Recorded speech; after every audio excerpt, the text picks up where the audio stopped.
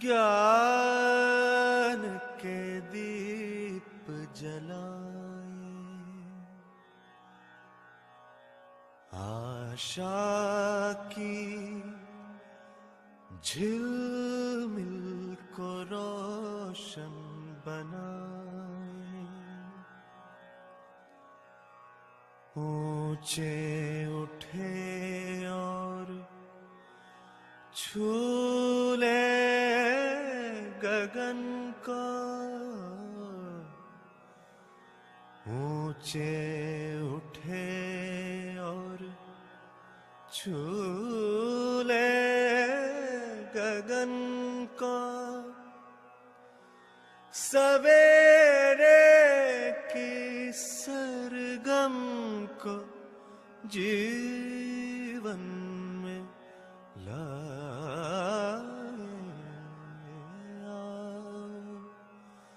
ज्ञान के दीप जलाए। सुन लो दिशाएं बुलाने लगी हैं, हवाएं नए राग गाने लगी है।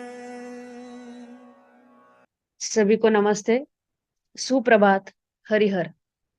सर्वप्रथम बाबा जी को वंदन और बाबा जी के प्रति कृतज्ञता व्यक्त करती हूँ और इस 10 वर्षीय ऑनलाइन पठन कार्यक्रम में आप सभी का स्वागत करती हूँ।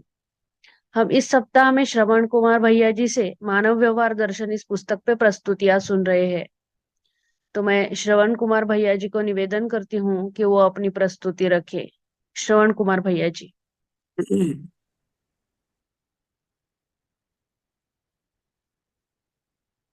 जी, सभी को नमस्ते। नमस्ते भैया। जी नमस्ते समीर भैया। तो शायद अभी और लोग जुड़े जिनको ये कुछ लोगों को लेट हो जाता होगा। शुरू का जो एक थीम चलता है वो भी भैया बहुत आवाज उपयोगी नहीं आ रही। जी, आवाज किसको नहीं आ रही? संदीप भैया नहीं आ रही आवाज? बाकी लोगों को? नमस्ते भैया। अच्छी अभी ठीक है, अभी ठीक आवाज है भैया। साफ आ रही है। अभी अच्छा, अभी अभी बढ़िया आ रही है। ठीक है। तो कल जितनी बात हुई उसमें से कोई क्वेश्चन ले सकते हैं, क्योंकि जिन लोगों को पता नहीं है कि सेशन जल्दी शुरू हो जाएगा तो थोड़ा देर में लगता आएंगे। या मैं शुरू कर देता हूँ फिर सेशन वगैरह, फिर क्वेश्चन वगैरह जो है वो बाद में भी रख देंगे लोग। ठीक है भैया। जी तो कल तक हम लोगों ने जो है बात किया अध्याय 4 के ऊपर। तो मानव सहज प्रयोजन जिसको कह रहे हैं, देखिए पूरे पुस्तक का क्रम है कि अस्तित्व सह अस्तित्व के रूप में है, और ये बात समझने के लिए अनेक लोगों से प्रेरणा मिली, अनेक लोगों से सहयोग मिला, उनके प्रति कृतज्ञता। फिर जो ज्ञान है जिसको हम अस्तित्व दर्शन ज्ञान, जीवन ज्ञान और मानवीयतापूर्ण आचरण ज्ञान, वो मानव में होना है।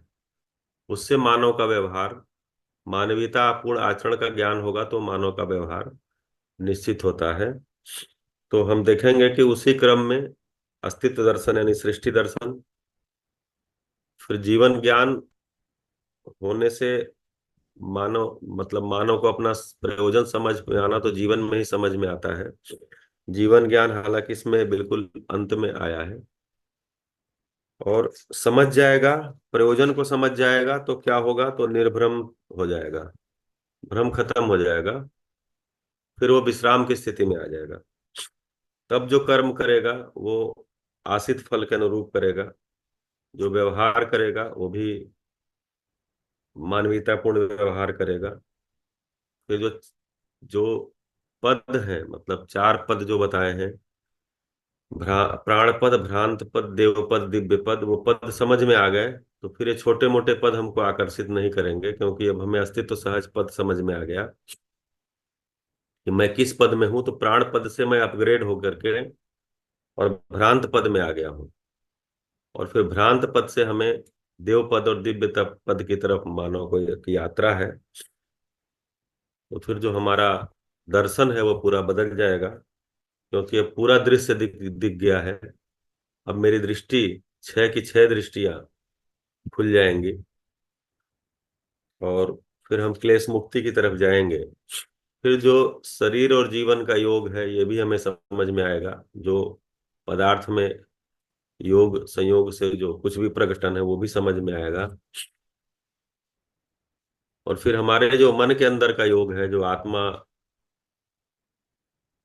बुद्धि, चित्त, वृत्ति और मन, इनका भी योग समझ में आएगा।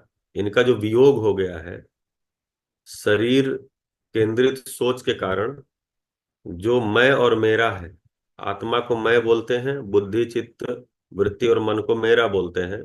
तो मैं का मेरा से वियोग हो गया है, मतलब मेरा की सारा यात्रा बाहर की तरफ हो गई है। मन जो है वो बाहर की तरफ दौड़ रहा है। वृत्ति सपोर्ट करने को बाध्य है, या सपोर्ट नहीं भी कर रही है तो द्वंद्व हो रहा है, विषमता आ रही है। चित्त से भी सपोर्ट नहीं है, बुद्धि तो चुप ही बैठी है, इसलिए इसलिए आत्मा में जो अनुभव है वो हो नहीं पा रहा है। तो ये जो योग, मतलब वियोग हो गया है, ये फिर योग समझ में आता है। तो योग समझ में आता है तो फिर हमें लोक समझ में आता है, लक्षण, रूप गुण स्वभाव धर्म ही लक्षण है। फिर आलोक हमें समझ में आता है, लक्ष्य पकड़ में आता है, उससे हम मानवीय हो जाते हैं। और फिर हम मानव व्यवहार सहज जीना शुरू कर देते हैं, क्योंकि उसका नियम का हमें पता चल गया। फिर ये व्यवस्था जो है वो तीन प्रकार से है: अर्थनीति, धर्म नीति, राजनीति। इसमें ही सारा पोषण और शोषण है। तो शोषण से मुक्त होकर के पोषण की तरफ हमारी यात्रा होती है, और ऐसा करते हुए हम रहस्य मुक्त होते हैं और सुख, शांति, संतोष, आनंद पूर्वक जीने लगते हैं। ये 18 अध्याय की टाइटल का मैं एक फ्लो में आपके सामने रखा। ये जो 18 अध्याय है इसका टाइटल इस ढंग से सजा हुआ है। तो चूंकि टाइटल ज्ञान नहीं है, टाइटल के अंदर भी जाना है। तो हम लोग जो अध्याय 4 तक देखे थे, मानव सहज प्रयोजन तक, तो अगला है निर्भ्रमता ही विश्राम। भ्रम से मुक्त हो जाना, निर्भ्रम हो जाना। तो भ्रम से मुक्त होंगे तो भय से भी मुक्त होंगे। तो यही विश्राम की स्थिति है। अब हमारी चाहना दो है: बौद्धिक समाधान और भौतिक समृद्धि। ये दोनों हमारी चाहना है। अगर हम समृद्ध नहीं है, भौतिक अभाव में जी रहे हैं, और बौद्धिक समाधान हो गया है, तो भी संतुलन नहीं होगा। तो संतुलन के लिए दोनों, बौद्धिक समाधान और भौतिक समृद्धि दोनों आवश्यक है। अब बौद्धिक समाधान के लिए क्या करेंगे, भौतिक समृद्धि के लिए क्या करेंगे? तो कभी कभी हमको लगता है कि बौद्धिक समाधान के लिए तो शास्त्राभ्यास है, अध्ययन है, और भौतिक समृद्धि के लिए श्रम है। यहीं पर बहुत सारे लोग फंस जाते हैं। तो बौद्धिक समाधान के लिए भी अध्ययन है और भौतिक समृद्धि के लिए भी अध्ययन है। अगर श्रम हम साथ में कर रहे हैं तो भी अध्ययन पूर्वक ही श्रम से समृद्धि होगी। अगर अध्ययन नहीं है, समाधान नहीं है, तो समृद्धि होगी नहीं। आप, हमारे पास सामान आ जाएगा, सुविधाएं आ जाएंगी। तो जैसे भौतिकवाद में लोगों के पास सामान सुविधाएं हैं लेकिन समृद्धि नहीं है, वो मानसिकता नहीं है, वैसे ही समाधान के अभाव में हम समृद्ध महसूस नहीं कर पाएंगे, समृद्धि पूर्वक नहीं जी पाएंगे। तो हमें अध्ययन ही करना है दोनों के लिए। तो अध्ययन किसका करना है? सत्यता का अध्ययन करना है, वस्तु स्थिति का अध्ययन करना है। इससे हमारे में निर्भरता आती है।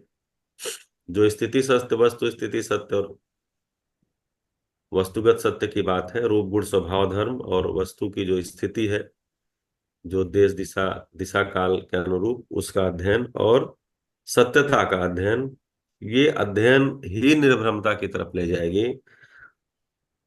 तो कभी कभी जो है, मतलब मैं जो पहले भी वो लाइन बोला हूं कि कभी कभी हमें, कुछ लोगों के लिए काम आसान है कि श्रम में लग जाना। उन्हें लगता है श्रम करने मात्र से हम समाधानित भी हो जाएंगे, समृद्धि भी हो जाएगी। तो श्रम अध्ययन प्लस श्रम है, अध्ययन पूर्वक श्रम से समृद्धि होती है। ये बात हमको अगर ध्यान में है तो हम निर्भ्रमता में जा पाएंगे। ये जो जाने का क्रम है, इसको अनुभवगामी कहा है। गामी मतलब कि उसकी तरफ जाना, अनुभव की तरफ जाना। तो अभी हम सब जो कुछ कर रहे हैं वो अनुभवगामी क्रम है। इस अनुभवगामी विधि से क्या करना है, तो सत्य बोध हमें करना है। सत्य बोध होगा तो सत्यानुभूति होगी। सत्य क्या है? स अस्तित्व ही सत्य है। तो इसमें जो हम अध्ययन कर रहे हैं वो पिछले अध्याय में आया था कि आत्मा की साक्षी में बुद्धि में होने वाली स्वीकृति।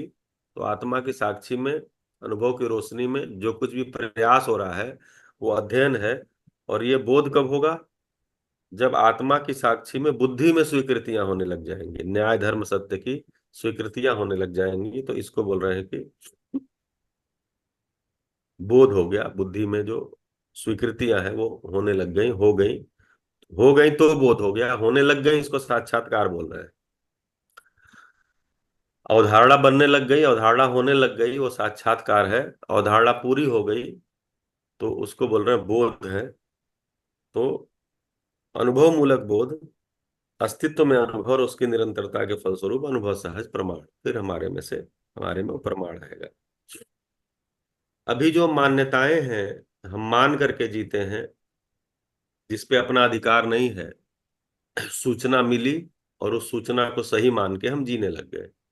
क्योंकि वो सूचना किसी हमारे उम्र में बड़े व्यक्ति ने कहा है, किसी पद में बड़े व्यक्ति ने कहा है, किसी मशहूर किताब में, या जिस किताब को अच्छा मानते हैं उस किताब में लिखा हुआ है। जैसे हम मानव व्यवहार दर्शन को अच्छा मान रहे हैं तो मानव व्यवहार दर्शन में लिखा हुआ है।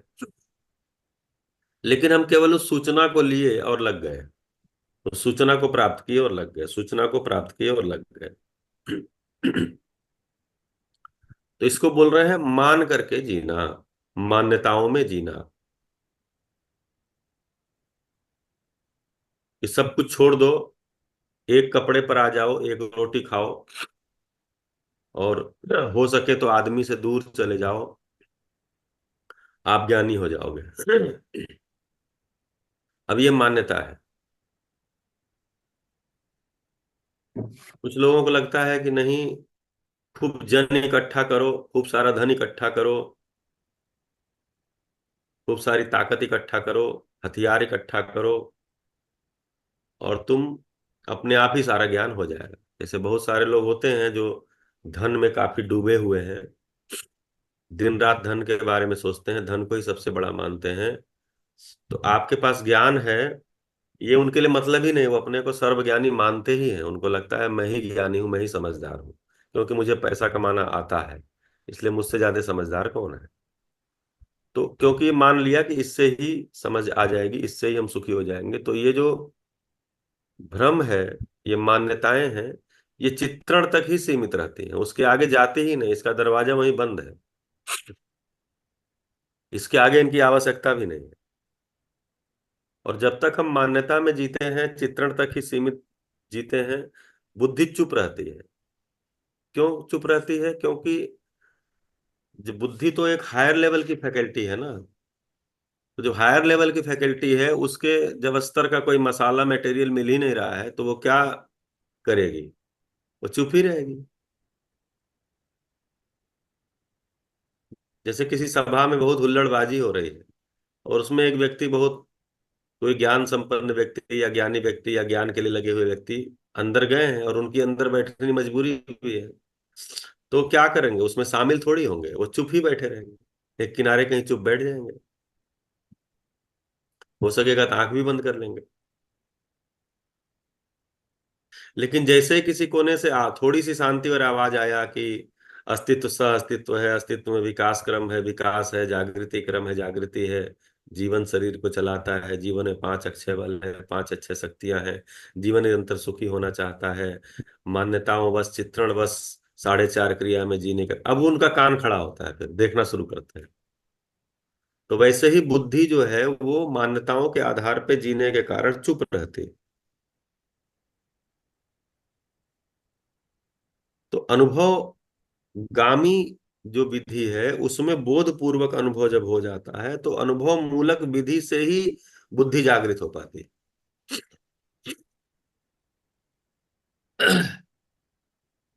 यही स्थिति को परमानंद, आनंद, चिदानंद, सुख, शांति, संतोष, आनंद, ये सब शब्द जो भाषा है, ये उस स्थिति के लिए ये सब शब्द उपयोग किए गए हैं। इसके अर्थ उस समय पहचान में आते हैं जब मानव संतुलन में होता है, बौद्धिक और भौतिक, बौद्धिक समाधान और भौतिक समृद्धि में संतुलन होता है, तब उसका नैतिक और व्यवहारिक पक्ष जगता है। अभी मानव संतुलन में नहीं है और हम चाह रहे हो नैतिकता पूर्वक जिए, संतुलन में नहीं है और हम समझते हैं उसका व्यवहार अच्छा हो जाए, तो कर लेगा, एक्टिंग करके कर लेगा, थोड़ी एक्टिंग करेगा, व्यवहार अच्छा दिखाने का एक्टिंग तो हम कर ही सकते हैं। अभी तो एक्टिंग करने के लिए करोड़ों करोड़ों रुपए भी मिलते हैं। एक्टिंग का मतलब क्या है? जो आप हैं नहीं वैसा दिखना, इसको एक्टिंग बोलते हैं। इसके लिए करोड़ों रुपए मिलते हैं। तो हम घर में भी, परिवार में भी, समाज में भी, सभा में भी बहुत बार ऐसा ही कर रहे होते हैं कि हम जैसे हैं नहीं वैसा दिखाने का प्रयास करते हैं। अब ये एक्टिंग लंबा चलती नहीं है, इसीलिए जो एक्टिंग की दुनिया है आप देखिए उसमें डिप्रेशन, फ्रस्ट्रेशन, सुसाइड ये बहुत होती है। और अगर हम एक सामान्य जिंदगी में, मतलब फिल्म और सेलिब्रिटी और बॉलीवुड को अगर छोड़ भी दें, तो सामान्य जिंदगी में भी अगर हम एक्टिंग से जीते हैं, जैसा है वैसा नहीं जीते हैं, तो इसमें भी हम फिर डिप्रेशन में, तनाव में और सुसाइड में और इसमें उसमें जाएंगे तय है। क्योंकि जैसे हैं नहीं वैसा जी रहे हैं। तो जब तक संतुलन की स्थिति नहीं आएगी तब तक हमारे से कोई नैतिकता की उम्मीद करे, हमसे कोई अच्छे व्यवहार की उम्मीद करे, ये केवल उम्मीद है, पूरी नहीं होगी। या सामने वाला करेगा तो कोई अभिनय करेगा। इसीलिए हम देखते हैं कि जितनी भी घटनाएं होती हैं, खासकर जो महिलाओं के साथ दुर्व्यवहार की घटनाएं होती हैं, उसमें बहुत करीबी लोग लोग इन्वॉल्व रहते हैं। कारण क्या है? कि उनके प्रति एक भरोसा हुआ है कि अच्छे व्यक्ति हैं, लेकिन उस व्यक्ति की अच्छाई तो एक्टिंग से छुपी हुई थी ना, मतलब बुराई। अच्छा तो दिख रहा था, अच्छा था नहीं। अच्छा होना और अच्छा दिखना में अंतर है, तो अच्छा दिखने का हम प्रयास शुरू कर दिए। तो जब उसका आवेश कभी हिलोरे लिया और जो अच्छा दिख रहा था वो आवरण उतर गया, पर्दा फट गया। तो कहने का आशय है, जब तक नैतिक और व्यवहारिक पक्ष हमारा तभी ठीक होगा जब बौद्धिक समाधान और भौतिक समृद्धि दोनों में संतुलन है। यानी 6 दृष्टि 5 प्रवृत्ति के अनुरूप जब तक व्यक्तित्व नहीं होगा, इसमें एक सूत्रता नहीं होगी। 6 दृष्टि यानी प्रिय, हित, लाभ, न्याय, धर्म, सत्य। 5 प्रवृत्ति यानी जो बौद्धिक नियम है, असंग्रह, स्नेह, विद्या, सरलता, अभय, ये 5 प्रवृत्तियां और 6 दृष्टियां, इनके सम्मिलित रूप से जो कुछ हमारा व्यक्तित्व बनेगा, यानी जो 6 दृष्टियां और 5 प्रवृत्तियों में संतुलन जो होगा, एक सूत्रता होगी, उससे जो हमारा व्यक्तित्व होगा, तब मेरा आहार, विहार, व्यवहार ये ठीक होगा, जिसको हम व्यक्तित्व बोल रहे हैं। अब भौतिक समृद्धि के लिए भौतिकी अध्ययन यानी कर्माभ्यास। तो पहले भौतिकी अध्ययन फिर कर्माभ्यास। भौतिक नियमों को जानना, जो काम हमको करना है, कर्माभ्यास करना है, जो फैक्ट्री लगानी है, जो खेती करनी है, जो मतलब जो आप स्वधन को जब समझने जाएंगे तो स्वधन का एक जो पक्ष आता है प्रतिफल आता है। तो प्रतिफल के लिए जो है वो 3 जगहें बोली गई हैं। एक तो कृषि, दूसरा गौशाला, तीसरी कार्यशाला। तो ये कृषि, गौशाला, कार्यशाला, ये तीन जगह हैं प्रतिफल के लिए। तो इसके नियम को समझना, भौतिक नियम को समझना, और भौतिक नियम को समझ करके फिर कर्माभ्यास करना। अभी हम नियम को बिल्कुल ही नहीं समझे और कर्माभ्यास में लग गए तो फिर थक जाते हैं एक समय के बाद। बहुत से लोग बोलते हैं मैं भैया सब इसको करने के लिए जो है वो मैं ऑर्गेनिक उत्पादन में और गोपालन में इसमें उसमें चला गया। कोई बात नहीं, ये करना तो बाद में यही है, लेकिन बिना समझे चले गए तो क्या होगा? फिर एक समय के बाद थकेंगे, इससे कुछ नहीं होगा। जाने दो, ये तो ऐसे ही लिखा हुआ है, केवल पढ़ने के लिए है, एक बौद्धिक विलास के लिए है, ये जुगाली करने के लिए। ऐसी ऐसी भाषा कभी कभी मैं सुनने को मुझे मिल जाती है। तो चूंकि भौतिक क्रियाकलाप करना है, कर्माभ्यास करना है, तो भौतिक शास्त्र का, भौतिकी नियमों का अध्ययन ये आवश्यक है। तो भौतिकी नियमों का अध्ययन और कर्माभ्यास, इसके फलस्वरूप दिशा निर्धारण होगा और फिर हम उस दिशा में सही बढ़ेंगे। इसी तरह से बौद्धिक अध्ययन, समाधान, तो बौद्धिक अध्ययन प्लस कर्माभ्यास बराबर विवेक, फलस्वरूप लक्ष्य निर्धारण। तो भौतिकी समृद्धि के लिए भौतिक अध्ययन, ज्ञान संपन्नता के लिए बौद्धिक अध्ययन, और कर्माभ्यास, व्यवहाराभ्यास, विचाराभ्यास और चिंतनाभ्यास, यही सारा का सारा हमारा जो है निर्भ्रमता की तरफ लेकर के जाएगा। व्यवसाय, प्रयोग, व्यवहार, उपयोग, सदुपयोग की क्रिया प्रक्रिया। तो बौद्धिक समाधान है तो व्यवहारिक सुगमता, न्याय सम्मत नीति संबंध संपन्न आचरण, सामाजिकता और मानवीयता संपन्न अध्ययन की व्यवस्था। उससे जो जागृत परंपरा होगी उसमें संस्कृति, सभ्यता, विधि, व्यवस्था, उसको हम पहचान पाएंगे, उसको हम वैसा वैसा परंपरा में भी दिखना शुरू हो जाएगा जब निर्भ्रमता की परंपरा हो जाएगी। नहीं तो फिर हम भय में रहते हैं। भ्रम जो है वो हमें भय में रखता है, और भय जो है वो तीन प्रकार के हैं: प्राकृतिक, पाशविक और अमानवीयता। चार भय होते हैं: प्राण भय, पद भय, धन भय और मान भय। इसमें जो प्राण भय है वो तीन प्रकार से होता है: प्राकृतिक भय, पाशविक भय और अमानवीयता भय। मानव में निहित अमानवीयता का भय। तो अभी तक का मानव का इतिहास देखेंगे तो प्राकृतिक भय और पाशविक भय से निपटने का उसने बहुत सारे उपाय कर लिया है, लेकिन मानव में निहित अमानवीयता से निपटने का उपाय भी समझ में नहीं आ रहा है। तो ये बगैर शिक्षा में बदलाव के, शिक्षा के वस्तु और प्रक्रिया, अभी तक ज्यादातर शिक्षा में बदलाव क्या होता है?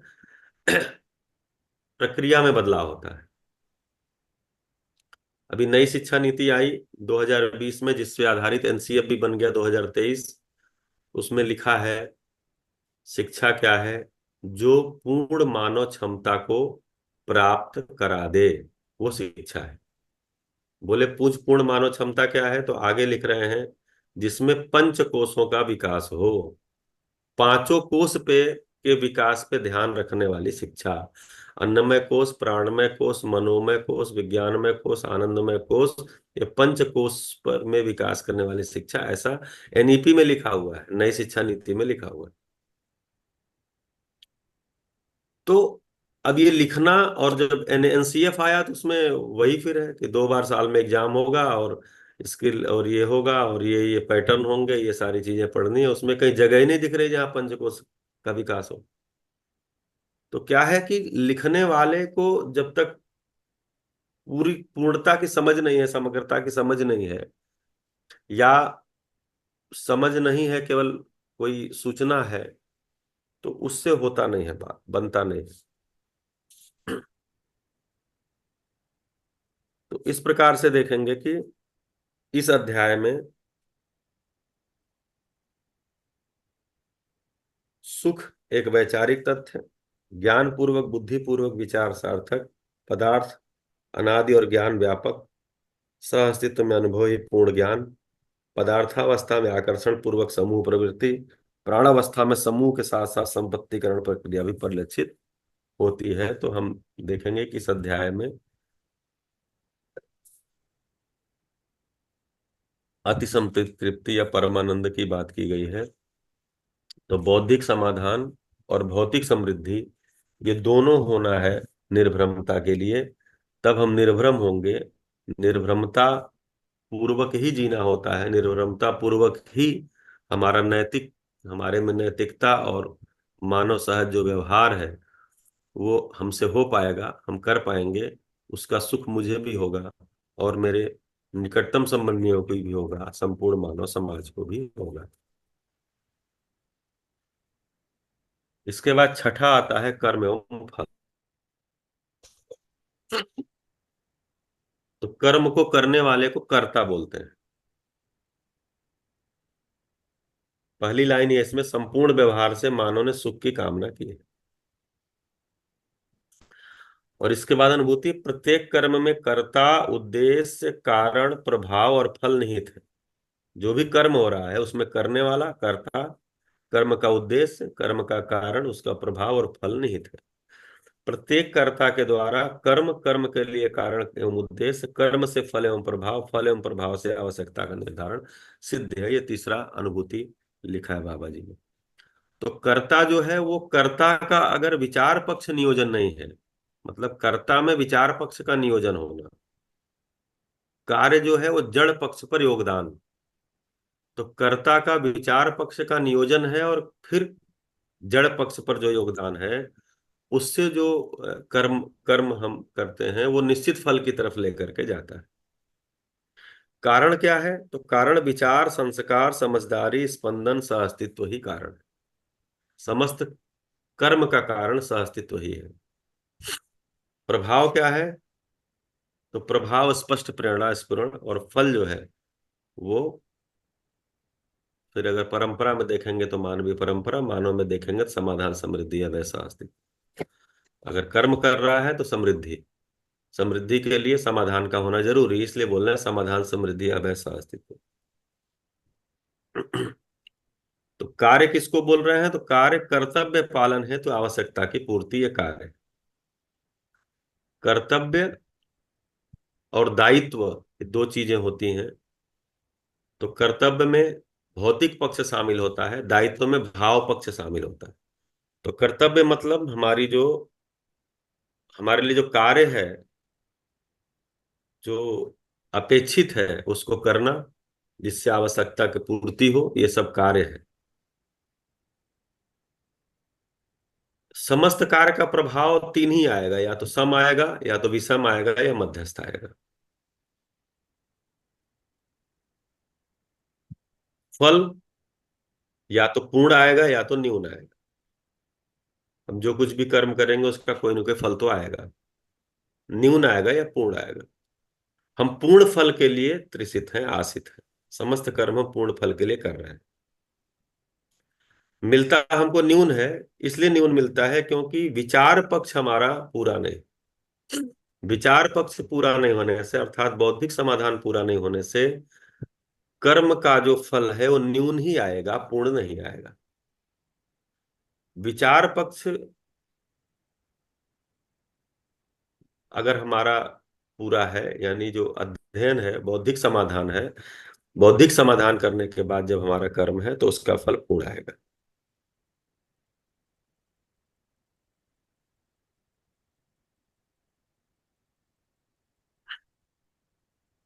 इस प्रकार से छठवां अध्याय छोटा सा ही अध्याय है।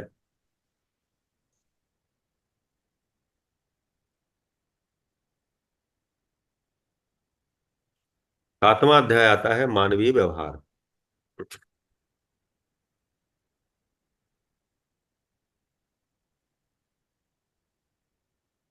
तो व्यवहार दो तरह के हैं, लौकिक और पारलौकिक।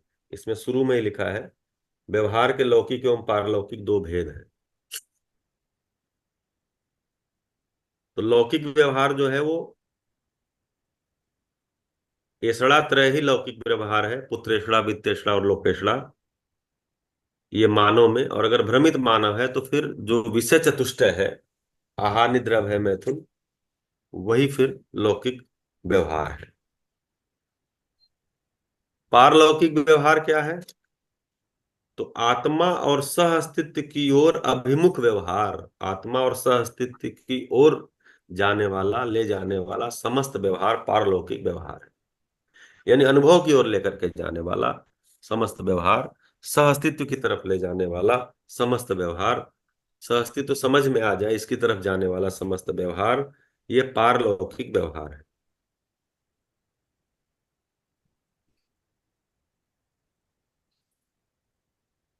इसमें भी बहुत सारी परिभाषाएं हैं। लक्ष्य की परिभाषाएं हैं, परिभाषा है, यत्न की परिभाषा है। लग रहा है फर्क? फर्क लग रहा है? जी, तो लक्ष्य की परिभाषा है, यत्न की परिभाषा है।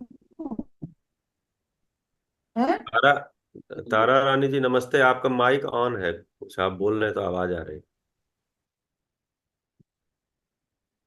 तो लक्ष्य की परिभाषा है, यत्न की परिभाषा है कि हमको अंतरंग न यत्न क्या करना है, मन वृत्ति चित्त बुद्धि जो बल है, और बहिरंग जो पांच इंद्रियां हैं उसके लिए क्या यत्न करना है, इसकी परिभाषा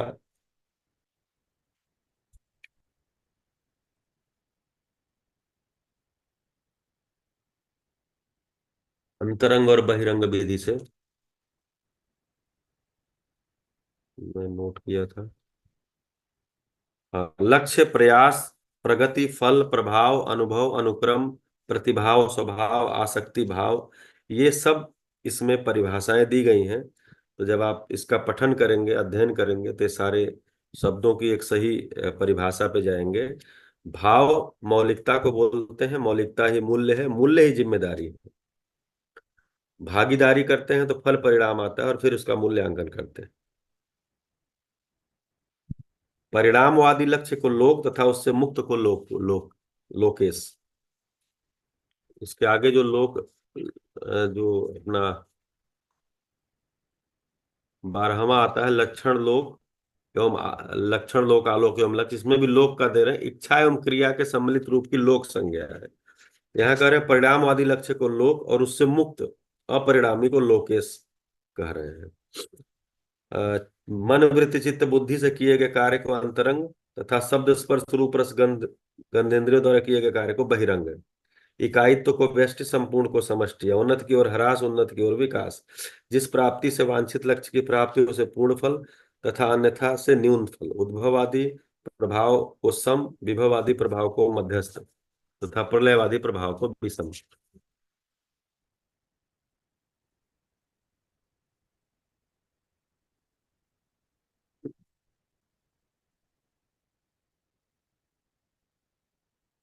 तो इस प्रकार के से 7वें अध्याय में देखेंगे तो परिभाषाएं बहुत ज्यादा हैं। तो भाव है, मनन है, संतुलन है, चिंतन है, सत्ता में सह-अस्तित्व की पहचान सहित अनुभव सह समझदारी ही सत्य बोध है। संपर्क और संबंध का प्रयास किस लिए? समस्त संपर्क और संबंध किस लिए? जागृति हेतु। समस्त सामाजिकता किस लिए?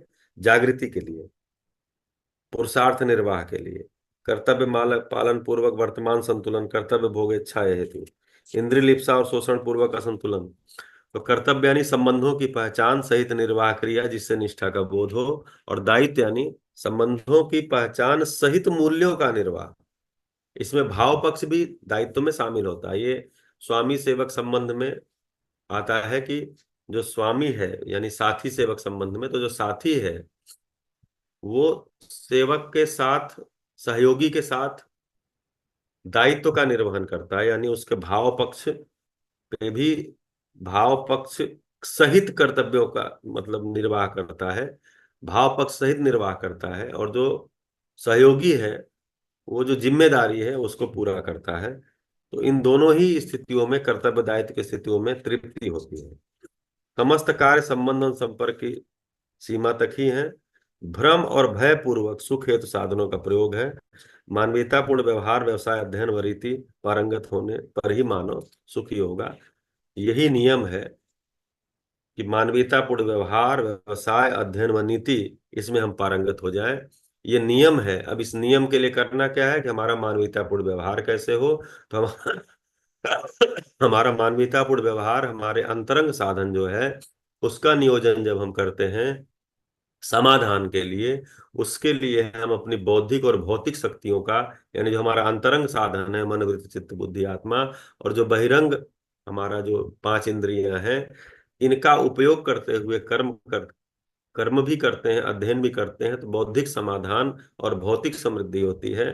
तब हमारा व्यवहार मानवीयतापूर्ण व्यवहार होता है, तब हमारा व्यवसाय भी मानवीयतापूर्ण होता है। इसके लिए ही अध्ययन व नीति, इसके लिए इसका ही से संबंध में ये अध्ययन और नीति, और इसके अनुसार ही उस नीति पर चलना, उसका अध्ययन करना, इससे हम सुखी हो सकते हैं। इस अध्याय में इतनी बात है। 8वां है पद एवं पदातीत। तो पद को बोले हैं जो भ्रांत पद, प्राण पद, भ्रांत पद, देव पद और दिव्य पद को पद बोले हैं। इसका वर्गीकरण रूप गुण स्वभाव धर्म की अवस्था और अनुपात के अध्ययन से होता है। रूप आकार आयतन घनत्व को बोलते हैं। शब्द बोलते हैं नाद गति भाषा परिभाषा। जो नाद यानी जो कंपन हुआ, उससे जो नाद हो रहा है, उसकी जो गति हो रही है, उसका हम भाषाकरण कर रहे हैं, परिभाषा दे रहे हैं। तो परिभाषा का मतलब है कि जो हम एक शब्द समूह का प्रयोग करते हैं किसी सत्य को, सत्य को बताने के लिए, उसको परिभाषा बोलते हैं। तो भाषा का ही प्रयोग परिभाषा के रूप में भी होता है। गुण जो है, तो चूंकि सम विषम मध्यस्थ, इसके पिछले वाले में आया था कि प्रभाव जो है सम विषम मध्यस्थ होता है। तो जो सम विषम मध्यस्थ प्रभाव होता है, इसी के आधार पर जो गुण होते हैं, क्योंकि प्रभाव को ही गुण बोलते हैं, तो ये जो गुण होते हैं वो उद्भव विभव और प्रलय, तो सम गुण उद्भव की ओर, मध्यस्थ गुण विभव की ओर, और जो विषम गुण है वो प्रलय की ओर लेकर के जाता है। साम्य सत्ता में अनुभूति ज्ञान ही पदातीत का अर्थ है। जो पदातीत है, ये साम्य सत्ता में अनुभूति ही पदातीत है। इंद्रिय की परिभाषा इसमें है इच्छा अनुसार द्रवित होने वाले, चेष्टा करने वाले अंग को इंद्रिय बोलते हैं। सीमित अर्थ से सुख दुख का मन वृत्ति में भास आभास। प्रयास जो है वो या तो अपूर्ण होगा या पूर्ण होगा। तो पूर्ण अपूर्ण प्रयास परिणामवादी फल हेतु, और पूर्ण प्रयास अपरिणामवादी फल हेतु, यानी पदातीत की तरफ जाने वाला ये पूर्ण प्रयास है। पारलौकिक लक्ष्य से मानव जीवन सफल, सुसंस्कृत संस्कार से व्यवहार सुगमता। ये जो 8वां अध्याय है, ये 2 पेज से भी छोटा है। यहाँ देखेंगे परिणामवादी फल की ओर की गई चेष्टा या प्रयास को अपूर्ण प्रयास, एवं अपरिणामवादी फल की ओर अर्थात क्रिया पूर्णता और आचरण पूर्णता के अर्थ में की गई चेष्टा, उसको पूर्ण प्रयास कह रहे हैं। तो हम सभी जो अध्ययन कर रहे हैं पूर्ण प्रयास के लिए कर रहे हैं। जी, यहां तक कोई कोई आपका प्रश्न है? कोई आप कुछ कहना चाह रहे हैं? नहीं तो पता चलेगा मैं बोलता चला जा रहा हूँ। जी भैया नमस्ते। नमस्ते भैया। भैया जितना आपने कहा उसमें से या अध्यायों में से गुजरते हुए जहाँ शंका है वो भी पूछ सकता हूँ? आगे के अध्याय में? नहीं, मतलब 5 से लेकर 8 तक में अध्यायों के अंतर्गत जो सूत्र है उनमें से प्रश्न पूछ सकता हूँ क्या? ऐसा मैं पूछ रहा हाँ, कर लीजिए। मतलब अभी लंबा उत्तर तो नहीं हो पाएगा, क्योंकि हूँ। जी जी आप कर सकते हैं। देखते हैं हम लोग मिलजुल करके। जी भैया। जी। तो अध्याय 5 में पृष्ठ संख्या 45 में एक बात रखी है कि गुरु द्वारा अनुभव मूलक विधि से कराए गए अध्ययन के फलस्वरूप शिष्य में न्याय धर्म सत्य का साक्षात्कार पूर्वक बुद्धि में स्वीकृत होना, ये अनुभवगामी बोध की परिभाषा के अंतर्गत रखा है। जी तो यहाँ पर एक गुरु की उपस्थिति की अनिवार्यता ऐसा लग रहा है इस आत्मिक विकास के लिए। ऐसा अभी के संदर्भ में कैसे संभव है, इसको बताएं। जी, ये अध्ययन की परिभाषा में भी है कि अनुभव की रोशनी और आत्मा की साक्षी, तो ही अध्ययन होता है। तो अनुभव की रोशनी, तो अनुभव की रोशनी मतलब कोई अनुभव संपन्न व्यक्ति, उसका होना जरूरी है। तो उसी चीज को यहाँ करें, गुरु द्वारा अनुभव मूलक विधि से कराए गए अध्ययन की, तो गुरु का होना जरूरी है। तो अभी गुरु तो आदरणीय बाबा जी हैं। ये सारा वांग्मय तो आदरणीय बाबा जी ने अनुभव मूलक विधि से लिखा हुआ है। अनुभव की रोशनी उनकी है, हम लोग उसका शोध कर रहे हैं। तो गुरु शरीर रूप में उपलब्ध नहीं है, लेकिन अनुभव मूलक विधि के रूप में, वांग्मय के रूप में उपलब्ध है। हम उसका शोध कर रहे हैं।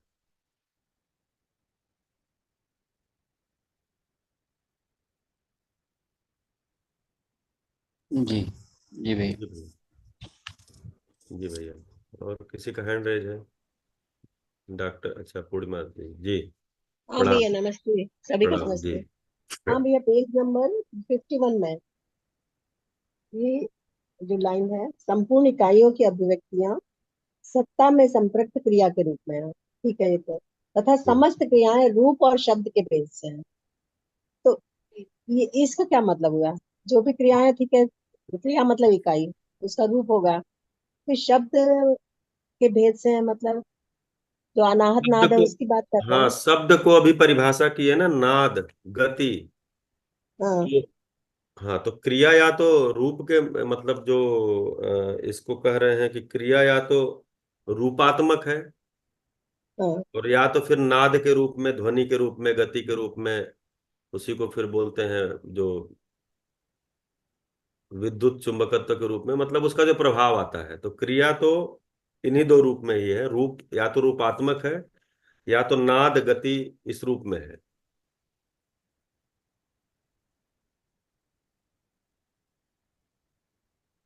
क्योंकि इकाइयों की अभिव्यक्तियों की बात की जा रही है, संपूर्ण इकाइयों की अभिव्यक्तियां सत्ता में संपृक्त क्रिया के रूप में ही है।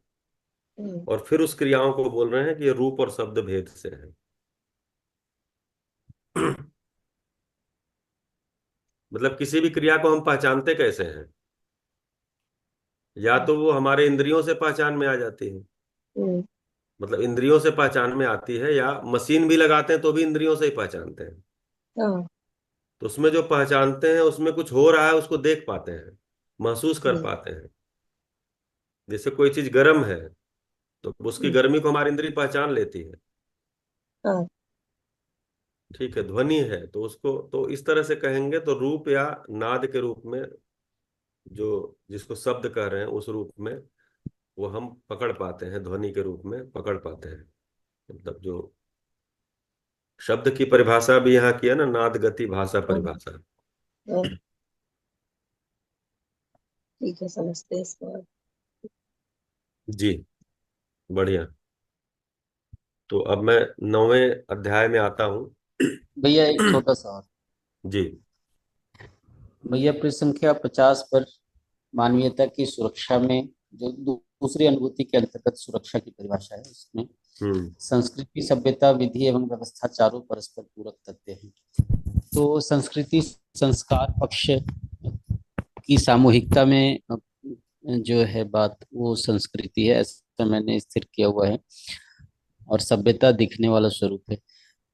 तो कभी कभी संस्कृति को जो पूजा पाठ, पूजा त्योहार आदि, उत्सव आदि, इसको भी संस्कृति कह देते हैं।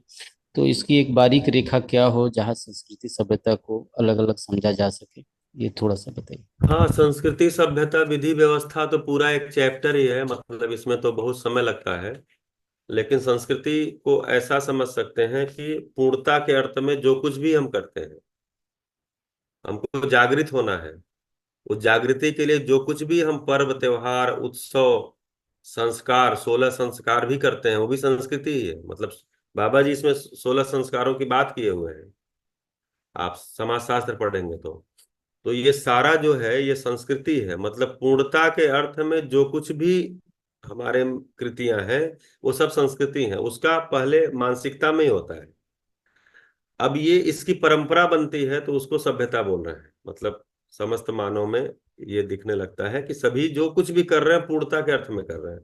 अगर केवल मौज मौज मस्ती उसका उद्देश्य है तो संस्कृति नहीं है, वो विकृति है फिर। अगर कोई हमको मोमेंट्री हैप्पीनेस के लिए कुछ कर रहे हैं, मतलब थोड़ी देर हमको अच्छा लग जाएगा, तो संस्कृति नहीं है वो। मतलब कुछ और कर रहे हैं हम, उसमें पूर्णता एक खूंटा है, उस खूंटे के लिए हम कर रहे हैं, उसके ही दिशा में बढ़ रहे हैं। उसमें हमें स्वस्थ भी रहना है, उसमें हम सामाजिकता का भी निर्वाह करना है। जी, तो कैसे मतलब सभ्यता को कैसे अंतर करेंगे संस्कृति से, ये मैं थोड़ा स्पष्ट होना चाह रहा हूँ। सभ्यता को अलग कैसे देखें, यदि संस्कृति में ही सारी बातें आपने कह दी तो, या बाबा जी ने सभ्यता, कह दी। हाँ, सभ्यता का मतलब उसमें सब कुछ शामिल है ना, मानवीय परंपरा को कह रहे हैं।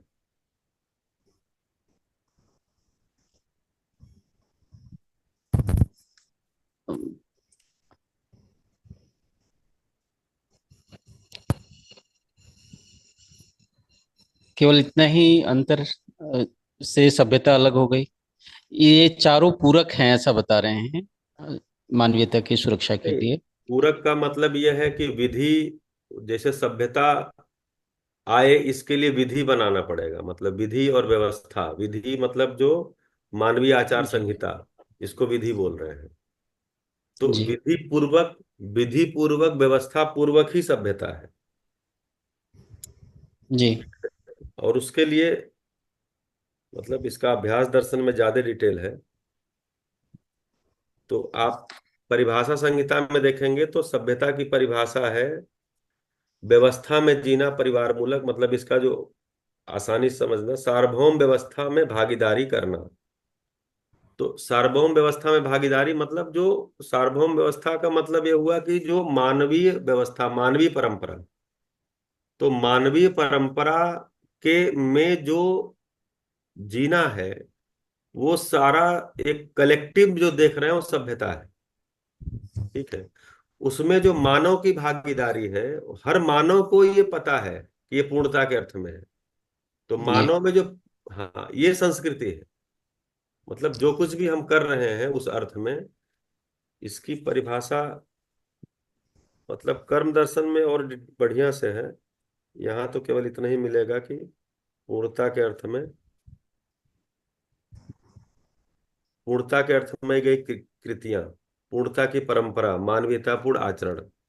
तो संस्कृति, एक्चुअली अभी संस्कृति को मतलब हम जो अभी जो कह रहे हैं वो गलत नहीं है, लेकिन जी उसमें पूर्णता का अभाव है, पूर्णता का पता ही नहीं है। इतनी जी सी बात है। हम जो भी पर्व त्योहार मना रहे हैं वो उस क्षण के लिए, कुछ खुशी के लिए मना रहे हैं। उसका जी कनेक्शन किसी पूर्णता से नहीं है, किसी व्यक्ति से जुड़ा हुआ है, किसी अन्य चीज से जुड़ा हुआ है, किसी जाति से जुड़ा हुआ है, किसी धर्म से जुड़ा हुआ है, किसी मान्यता से जुड़ा हुआ है। उसका पूर्णता उसमें लोप है। तो जो कर रहे हैं उसको संस्कृति कह रहे हैं, लेकिन क्योंकि पूर्णता का लोप है इसलिए हम उसे संस्कृति नहीं कह रहे हैं। हमें लड़ाई तो नहीं किसी से करना है, क्योंकि जब व्यक्ति समझा ही नहीं है तो जो समझा है वो कर रहा है। लेकिन हम जी उसे संस्कृति तब कहेंगे जब वो पूर्णता से जुड़ती हो। क्योंकि पूर्णता के अर्थ में कृतियां, जैसे हम सम्मेलन करते हैं, जी हम उत्सव मनाते हैं, जन्मदिन उत्सव मनाते हैं, बाबा जी का भी जन्मदिन का उत्सव मनाते हैं, ये सारा कुछ क्या है, एक पूर्णता के अर्थ में है। पर्व त्योहार तो सभी मनाते हैं, हम सभी भी मनाते हैं, जो जो, जी लेकिन उसमें मनाते समय, मतलब मनाते समय हमको केवल उस क्षण का ही कुछ अगर आभास हो रहा है तो फिर वो हम मतलब एक सहयोगी हो रहे हैं। अभी विरोध पूर्वक, अभी ट्रांजिशन फेज है ना। जी ट्रांजिशन फेज में हम विरोध पूर्वक नहीं जी सकते किसी चीज का। नहीं जी, जी ये क्या है, ये संस्कृति है ही नहीं, ये क्या कर रहे हो, क्यों पूजा पाठ जी कर रहे हो, क्यों ये कर रहे हो, सब फालतू बकवास है। तो कोई या तो हमारे हमको मार देगा, या तो एक कुछ मतलब हाथ चला देगा, या बम बंदूक भी चला सकता है। चला ही रहे पूरी दुनिया में बम बंदूक। धर्म के नाम पे जी ही हिंसा पहले भी हुई, आज भी हो रही है। तो मुझे स्पष्ट होना चाहिए। और अभी जो हम संक्रमण काल में हैं तो हमें चीजों की समीक्षा अपने लिए करनी। मैं पहले दिन भी ये बोला था, जो जी कुछ भी अभी हो रहा है उसकी समीक्षा अपने लिए करनी, उनको नहीं बताना कि ये गलत है, ये खराब है जो तुम कर रहे हो।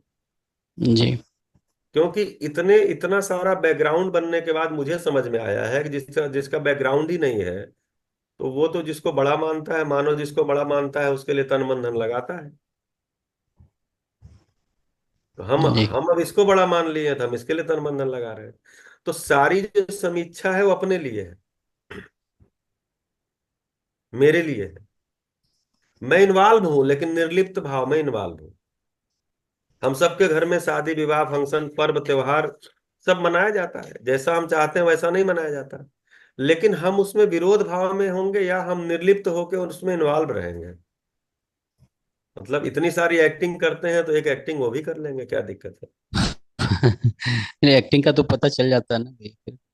नहीं पता चलता, आप फिल्म देख के लोग रोने लग जाते हैं, कहाँ पता चलता है।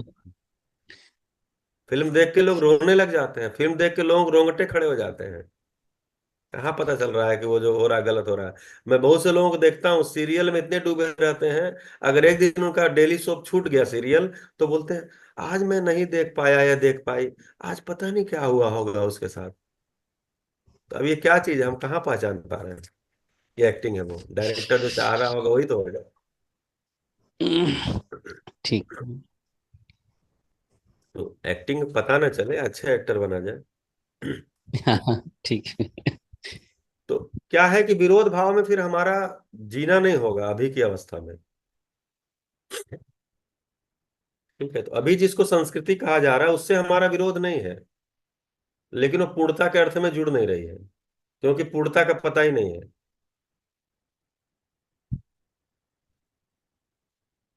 तो ये जब पूर्णता से जुड़ेगी तभी सभ्यता सही से परिभाषित होगी, या अभी की इस संदर्भ में उसकी सभ्यता परंपरा किसको हो बोलेंगे? जाएगी ना, उसकी परंपरा हो जाएगी। तो अभी की सभ्यता क्या कहेंगे? अभी की जो विकृत संस्कृति तथाकथित विकृत है, इसको सभ्यता है कहाँ, अभी तो इसमें सभ्यता है सभ्यता ही है नहीं ही ना। नहीं। कहाँ सभ्यता ओके। है अभी। ठीक जागृत है। मानव परंपरा ही सभ्यता है, अभी सभ्यता कहाँ है। हमको कपड़े अच्छे बनाने आ गए, लेकिन उस कपड़े के अंदर जो शरीर है वो बीमार है। शरीर के अंदर मतलब बीमारी अपने द्वारा पाली गई, बीमार तो कोई हो सकता है, अपने द्वारा पाली गई बीमारियां हैं। और उस शरीर के अंदर जो जीवन है उसके अंदर दुनिया भर का कचरा है।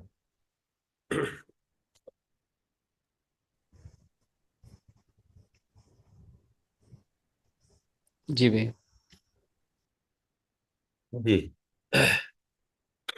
तो अब ये सब करने के लिए हमको दर्शन करना है, और दर्शन के लिए दर्शक दृश्य और दृष्टि का रहना अनिवार्य है। तो दर्शक मानव ही है, दृश्य सह अस्तित्व है, अस्तित्व ही समस्त समस्त अस्तित्व ही दृश्य है, और दृष्टि हमारी दृष्टि पे काम करना है, दर्शक को दृष्टि पे काम करना है। इसीलिए अगली अनुभूति है दर्शक की क्षमता दृष्टि के परिमार्जन के योग, मतलब दर्शक की क्षमता हो और दृष्टि का परिमार्जन हो गया हो, उसके योग से दृश्य के साथ दर्शन क्रिया। अभी दृश्य है, सामने ही है, सब कुछ है, अस्तित्व सह अस्तित्व के रूप में दृश्य रूप में है, लेकिन दर्शक की दृष्टि नहीं है, क्षमता नहीं है, इसके कारण वो दृश्य दिख ही नहीं रहा है। जैसे अखंड समाज सार्वभौम व्यवस्था, तो समाज अखंड है ही और व्यवस्था सार्वभौम है ही, हमें बनाना नहीं है। नहीं जी, हम तो मध्य दर्शन का अध्ययन कर रहे हैं, जीवन विद्या शिविर कर रहे हैं और अध्ययन बिंदु शिविर कर रहे हैं और अध्ययन कर रहे हैं, क्या करना है, बोले हमें तो अखंड समाज बनाना है और सार्वभौम व्यवस्था बनानी है। तो हमारे जिम्मे काम नहीं है, समाज भी अखंड ही है, व्यवस्था भी सार्वभौम ही है, बस मेरी मानसिकता में वो आना है, मेरी मानसिकता में आ जाए, इसके लिए हमें प्रयास करना है। तो इसलिए दृश्य है मेरी दृष्टि में परिमार्जन, तो दर्शक की क्षमता और दृष्टि में परिमार्जन के योग से दृश्य के साथ दर्शन क्रिया है। जी प्रमोद भाई कुछ पूछ रहे हैं, बता रहे हैं। आपकी आवाज साफ नहीं आ रही भैया। इसको थोड़ा और प्रमोद जी आपकी आवाज साफ नहीं आ रही है, जिस भी कारण से। आप हमें सुन पा रहे होंगे, लेकिन आपकी आवाज बिल्कुल ही स्पष्ट नहीं हो रही कि क्या बोल रहे हैं आप। आ रहा भैया, जी। अब आ रहा भैया आवाज। हाँ अब आ रहा है। हाँ भैया, मैं ये पूछ रहा था ना भैया, आप निर्लिप्त शब्द का प्रयोग किए, तो उसका अर्थ थोड़ा सा और फैला के बताइएगा तो उसको देख पाएंगे इस भैया। शब्द का प्रयोग किए। निर्लिप्त, निर्लिप्त शब्द का कि हम किसी पार्टी में इन्वॉल्व होते हैं तो उस पार्टी में हमारा निर्लिप्त सहमति हो। निर्लिप्त जी भैया।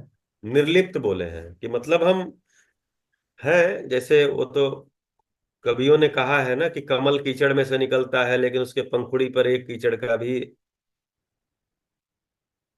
मतलब कण भी नहीं होता है। तो मतलब हम तो जीना अभी तो अव्यवस्था में ही है ना, अभी हम व्यवस्था में कहाँ जी पाएंगे। उस अव्यवस्था में हमको विरोध पूर्वक जीना है या निर्लिप्तता पूर्वक जीना है, ये हमारा चॉइस है।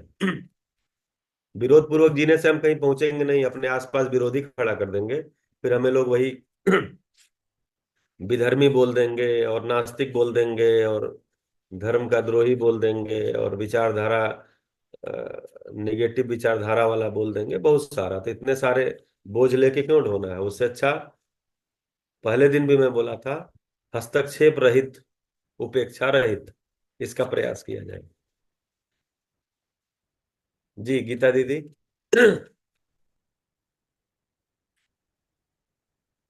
गीता दीदी आपका हैंड रेज है। हाँ जी भैया जी, नमस्ते। वो गलती से हो गया था भैया जी। अच्छा जी गलती जी सुन रही हूँ। जी। गलती से हो गया। और लोअर भी नहीं हो रहा, करने की कोशिश तो की, हो नहीं कोई रहा। बात नहीं, अब मैं जान गया तो धन्यवाद लोअर तो भैया अब जी। बाद में अभी लीव होंगे तो हो ही जाएगा। तो दर्शन मतलब दृष्टि से प्राप्त समझ, वातावरण, प्राकृतिक, मानवकृत, अध्ययन, शास्त्र, इतिहास, काव्य, सिद्धांत शास्त्र, इसमें भी बहुत सारी परिभाषाएं हैं 9वें अध्याय में। 10वां जो अध्याय है वो क्लेश मुक्ति का है। दुख और भ्रम से मुक्ति ही क्लेश मुक्ति है। इसके लिए अध्ययन रूपी उपासना हमको करना है। अध्ययन रूपी उपासना से ही समझदारी रूपी इष्ट सानिध्य अध्यापक के रूप में मिलता है और तदाकार तद्रूपता के रूप में समझदारी का स्वतः स्वतंत्रता होना पाया जाता है, ऐसा कह रहे हैं। इष्ट का मतलब निर्भ्रमता पूर्वक श्रद्धा विश्वास से ही श्रेष्ठता की पहचान होना। श्रेष्ठता की पहचान होना तो हम उसको सही इष्ट को पहचान पाएंगे। और ये सारा इसमें जो है क्लेश मुक्ति में है। क्लेश मुक्ति का मतलब है दुख और भ्रम से मुक्ति। इसके लिए सब जो हम प्रयास कर रहे हैं वो सब चीज का इसमें बाबा जी को जो भी अनुभूतियां हुई हैं वो इसमें लिख रहे हैं। अब इसके लिए योग क्या है, तो प्राप्त योग और प्राप्त योग। तो जो मिलन के लिए हमको एफर्ट करना पड़ता है वो सब प्राप्य है, और जिसके लिए करना नहीं हो प्राप्त है। जैसे व्यापक हमें प्राप्त है, व्यापक के लिए हमको एफर्ट नहीं करना है। ऐसे ही मन वृत्ति चित्त बुद्धि आत्मा ये हमको प्राप्त है, लेकिन इसके अंदर निर्विषमता, इसके लिए हमको अभ्यास करना है।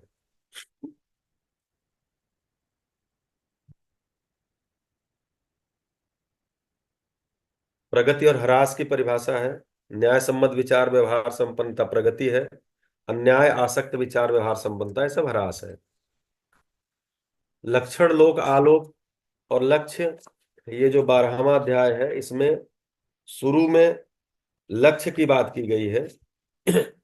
जो शुरू में जो पेज है उसमें लक्ष्य की बात की गई है। भोग एवं प्राप्त, प्राप्त योग भेद से लक्ष्य का निर्धारण है। उसके मतलब ये पूरा का पूरा पहले पेज पे लक्ष्य की बात की गई, दूसरे पेज पे भी आधे तक लक्ष्य की बात की गई है। ये लक्ष्य जो है वो क्षमता योग्यता पात्रता अनुसार योगानुभूति योग्य विकास के लिए किए गए प्रयोग प्रयास अनुभूति, इसकी लक्ष्य संज्ञा है। और फिर उसके बाद जो है सामाजिकता, एक पेज लगभग की गई है। फिर आवश्यकता की बात की गई है। फिर ये सब मतलब लक्ष्य पहचान में आ जाने से और आवश्यकता पहचान में आ जाने से हम पूर्ण दर्शन के लिए लालायित होते हैं। फिर पूर्ण दर्शन क्या है इसकी चर्चा की गई है कि पूर्ण दर्शन लोक व्याप्त है, अपूर्ण दर्शन संपर्क की सीमा तक ही है। रहस्यों का उन्मूलन करने वाले दर्शन को पूर्ण दर्शन संज्ञा है। रहस्यों का निवारण निवारण सह अस्तित्व में जागृति रूपी आध्यात्म ज्ञान, बौद्धिक ज्ञान तथा भौतिक विज्ञान के एक सूत्रात्मक अध्ययन से ही संभव है। तो ये पूर्ण दर्शन की बात की गई है। उसके बाद का जो 85 नंबर पेज है उस पे 2-3 बुलेट के बाद पूरा व्यापक का फिर वर्णन है। के बारे में ही है कि व्यापक ही ज्ञान, ज्ञान में अनुभूति ही समझ, समझ ही ज्ञान। फिर नियंत्रण महिमा, व्यापक नियंत्रित अनेक है, जो नियंत्रित इकाई वह क्रिया है, क्रियाएं अनंत है। ये सारा हम देखेंगे तो व्यापक की बात की गई है।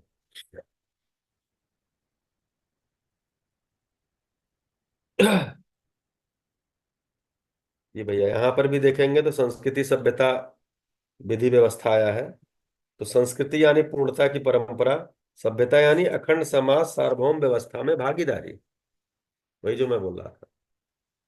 और विधि यानी संस्कृति की नियम पूर्ण आचरण संहिता, संस्कृति हो इसके लिए जो आचरण संहिता है वो सब विधि है। और विधि के अर्थ में जो नीति का निर्वाह होने लग जाता है वही व्यवस्था है। उससे फिर सभ्यता का उदय होता है, उससे फिर अखंड समाज सार्वभौम व्यवस्था में भागीदारी होती है। 13वां अध्याय है मानवीयता का। तो मानवीयता ही एकमात्र सुख, सद्व्यय ही सुख है। धर्मपूर्ण विचार, न्यायपूर्ण व्यवहार से ही सत्यानुभूति संभव है, यही मानवीयता है।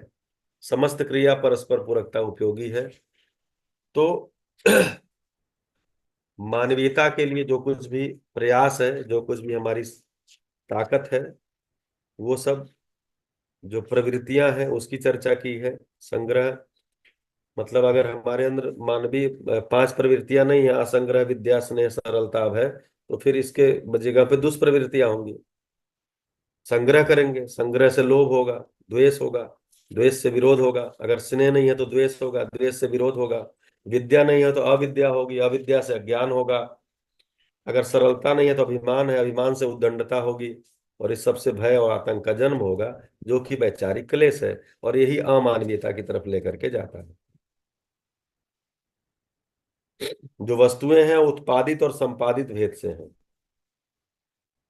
जो हमको प्राकृतिक वस्तुएं उपलब्ध हो जाती हैं उनका संपादन करते हैं, जो उपलब्ध नहीं है उनका प्राकृतिक ऐश्वर्य पर श्रम पूर्वक जो है वो हम उसको जो कुछ भी उत्पादन करते हैं उसको उत्पादन कह रहे हैं। वस्तु का संग्रह नहीं है, क्योंकि उसका उपयोग परिणाम निश्चित है। तो इसमें भय की भी चर्चा है। जो 4 प्रकार के भय हैं, प्राण भय, पद भय, मान भय और धन भय। उसके बाद 14वां अध्याय आता है मानव व्यवहार सहज नियम।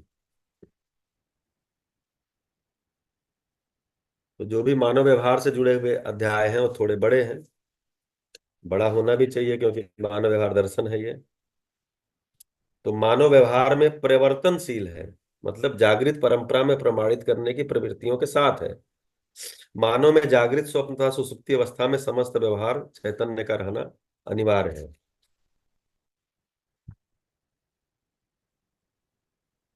तो इसमें जन्म सिद्ध अधिकार, जो हम परिवार में संबंध, जो माता पिता, पुत्र पुत्री, भाई बहन, कुछ प्रदत्त अधिकार होते हैं, जन्म सिद्ध अधिकार, प्रदत्त अधिकार, समयोचित अधिकार, ये सबका वर्णन है।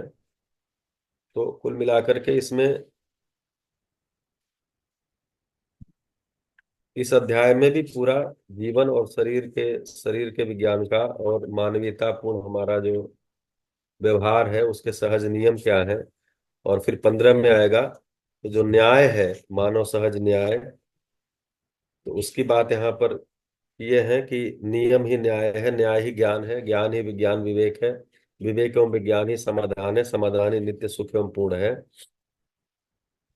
तो न्याय की बात इसमें इस अध्याय में की गई है। और अगला जो 16वां आता है उसमें चूंकि पूरा का पूरा राजनीति और धर्म नीति इसमें आई है, इसमें संबंधों का भी वर्णन है। धर्म नीति में जाते हैं तो उसमें जो संबंध है, 7 संबंध है, 7 संबंधों के वर्णन है अध्याय 121 से। पिता माता पुत्र पुत्री संबंध, फिर पति पत्नी संबंध, गुरु एवं शिष्य संबंध, भाई बहन संबंध, साथी सहयोगी संबंध, और व्यवस्था, समग्र व्यवस्था संबंध, मित्र संबंध। इन संबंधों में फिर हमारे लिए कार्यक्रम क्या है इसकी बात है। फिर मानव राज्य नीति आई है, जो तन मन धन की सुरक्षा से जुड़ी हुई नीति। उसके लिए फिर बौद्धिक क्षेत्र, सामाजिक क्षेत्र, प्राकृतिक क्षेत्र में जो हमको कर्म है, विधि क्या है, निषेध क्या है, इसकी चर्चा भी इस अध्याय में है।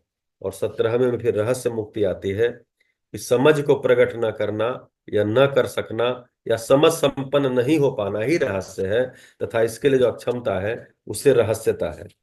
रहस्य में कौन है?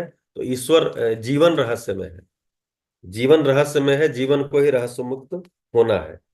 जीवन का सारा प्रयास रहस्य मुक्ति के लिए है। और जीवन स्वयं को नहीं समझा है यही सबसे बड़ा रहस्य है।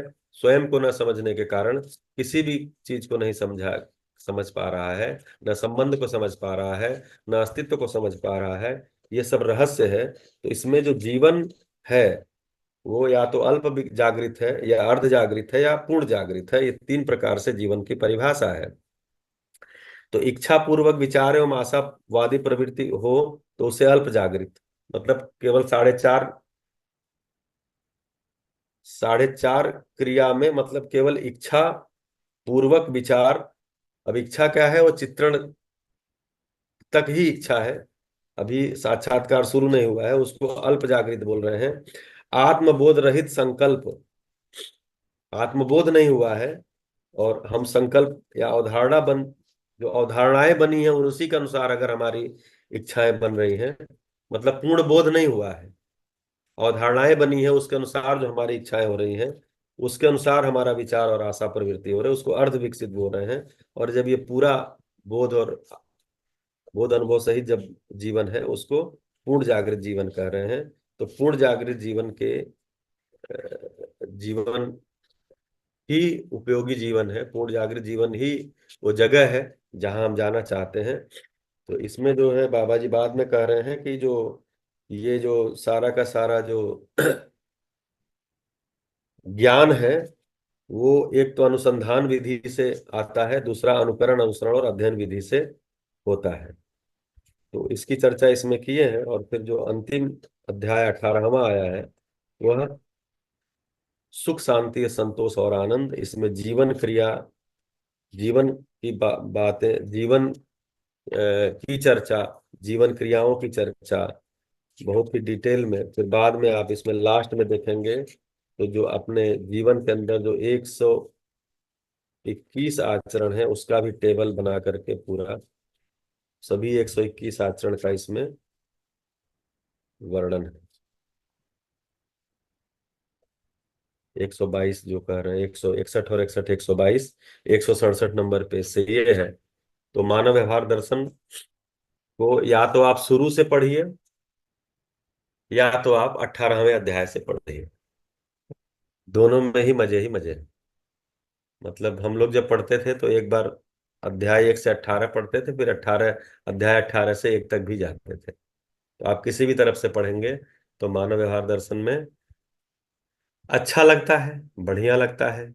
अब इसमें हम कितना कितना हमारे में अग्रेषण क्रिया शुरू हो रही है, अग्रेषण क्रिया का संकल्प बन रहा है, मतलब एक हमारे अंदर जो निश्चितता बन रही है वो हम कितना बना पा रहे हैं, ये मुख्य मुद्दा है जी। तो मैं थोड़ा सा जितना मेरे पास समय था उस समय में थोड़ी बहुत, चूंकि शुरू के 2 दिन मैं वो जो पोस्टर था उसमें ये था कि इसके पढ़ने की जो चीजें हों और जो बिंदु थे उस पर चर्चा किया, वो भी हालांकि जरूरी था। पहले दिन तो 3 अध्याय का किया था, 2 अध्याय का, लेकिन उसके बाद फिर जब आग्रह आया कि नहीं अध्यायों की थोड़ी सी समरी रख दी जाए तो थोड़ी ही हो पाएगी, तो थोड़ा ही मैं कर पाया। अपनी योग्यता कम पड़ रही है इस मामले में, कम हो जाती है समरी। जब पूरे पुस्तक में ही कम होती है तो समरी में तो और भी कम हो जाती है। तो कोई परिभाषा अगर हमसे कोई गलत हो गई होगी तो आप सुधार लीजिएगा, क्योंकि मैं और ये वांग्मय अगर इन दोनों का कंपेयर करेंगे तो वांग्मय में जो लिखा है वही अंतिम है। मुझसे कोई, चूंकि मैं जागृत नहीं हूं, अनुभव संपन्न नहीं हूं, इसलिए मुझसे कोई परिभाषा हो सकता है गलत हो गई हो सकता है किसी शब्द को से के तरफ से जो अर्थ बनता हो उस अर्थ के अलावा कोई और अर्थ आपको इंगित हुआ हो। तो आप सभी, ये विद्वानों की सभा है, आप उसको परिभाषा संहिता से और वांग्मय से वेरीफाई करके, वांग्मय को ही प्रमाण माना जाएगा, मेरी बात को प्रमाण नहीं माना जाएगा। ऐसा विनय करते हुए मैं अपनी बात को आज पूरा करता हूं। सभी का बहुत बहुत आभार।